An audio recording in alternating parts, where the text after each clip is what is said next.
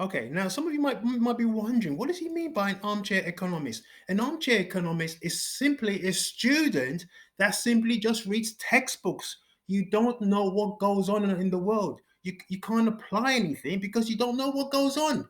If that is you, then that's a serious red flag. If you don't know that there's been an autumn budget and you had no intention, number one, you probably don't even know there's a budget, or you have no intention of knowing what's in the budget. You just want to read textbooks. You don't want to know what goes on around you.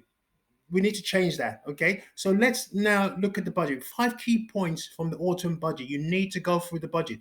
I'm going to give you some exercises to do, and it will be a good idea to do it. And one of the exercises is that you must go through the budget, at least have an idea of the budget. Okay, so what we're going to talk about today very quickly is the key points on the national living wage. There are 5 points here. It's quite a lot of points, but there's 5 key points here. I'm just picking out the national living wage. Let's go into 34 seconds and let's just hear it a little bit. Okay, let's just. I call the Chancellor of the Exchequer to make his budget statement. Okay, so let's just get it. Let's just get it into the right place here. Of median earnings by 2024. Yeah. And it is let's just get it here and listen. Less. And it is a Conservative government that is increasing the wage floor again today. The Independent Low Pay Commission brings together economists, business groups, and trades unions. The government is accepting their recommendation to increase the national living wage next year by 6.6% to £9.50 an hour. For a full-time worker, that's a pay rise worth over £1,000. It will benefit over 2 million of the lowest paid workers in the country. It's broadly consistent with previous increases and keeps us on track for our target of 2/3 of median earnings by 2024. And it is a major commitment to the high wage, high skill, high productivity economy of the future. Okay, guys, so you've heard that. Now there's going to be an increase in the national living wage. Increase in the national living wage. This issue of increasing wages and all that kind of stuff has been going on for years. The point, how does that involve you? What are the economic theories behind that? Okay, let's just basically talk about generally. If you were to increase the wage bill, if you were to increase the national living wage, and that's for people over 23, okay? Now, the economic theory is all about demand and supply, okay? In this case, we equate price to wages. If the price goes up, in other words, if the wages goes up, the demand tends to reduce. So that's the whole theory behind the economics of increasing the national living wage or the national minimum wage, okay? When you draw a diagram, you see the price, you normally change it with the wages. So it shows the wages. And economic theory says if the price goes up, demand normally falls. So the price we equate it to wages. So in other words, wages go up, national minimum wage has increased. It goes up. Therefore, the demand should fall. And if demand falls, that means unemployment is going to increase because firms will demand less workers. Therefore, unemployment goes up. That's the theory. However, there's been mixed results all over the world. So what we're going to talk about essentially is some of the main things here. Okay. Now, I don't know whether you heard it, but hopefully you did. In April 2020, the medium, well, you didn't hear that, but that's what it is. The medium income in the UK was 31,461. If you listen to it, I hope you've got it. But he was aiming for, the Chancellor of the Exchequer is aiming for 2/3 of the median income by 2024. So 2/3 of 31,461. That's the goal. That's what they want to do. Okay. They want people to be able to earn 2/3 of what the median is. Okay. And in 2020, because I got the latest figures, it's roughly 31,461. Okay. In theory, this should benefit about 2 million workers. In theory, it should benefit about 2 million workers. Okay. The national living wage is going to increase to £9.50 an hour. Okay. That's for 23-year-olds and above. Okay.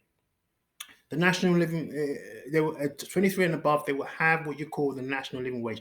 I know that's slightly different in the US because they deal with the national minimum wage. But in this country, when you're 23 and above, we actually call it the national living wage, which is anybody under that will get the national minimum wage. Anyone over 23 and above will get the national living wage. Hopefully, you've Got that one. Okay, there's a rise of 6.6%, and it's going to give you the lower income earners an extra £1,000 per year. So that's what the government's intending to do. Okay, now we need to now know what's going to happen. So there's certain questions we're going to ask. Okay, before we ask these questions, also there's one other question which we probably not going to have time. But in the US, does minimum wage hurt the economy? Okay, Joe Biden has planned to increase the minimum wage by up to $15. Okay, that's his promise. And actually, I can actually show it to you here. Let me just do it quickly because we have enough time. Their workers. Let's just go here. 7 minutes 56 seconds. Yeah. Keep examining the evidence of the impact these policies are having. And in America, the opportunity for another experiment could be just around the corner, this time on a national scale. I'm Joe Biden. It's time we had a $15 an hour minimum wage so families can earn a living and get ahead. As president, I'll make sure we get it done. Raising the federal minimum wage to $15 an hour isn't just about economics. This is about politics. This is a partisan dividing line, and he may struggle to push this through the Senate. It would take America's economy into uncharted waters, and some economists still fear it is too high for firms to handle and could lead to job losses.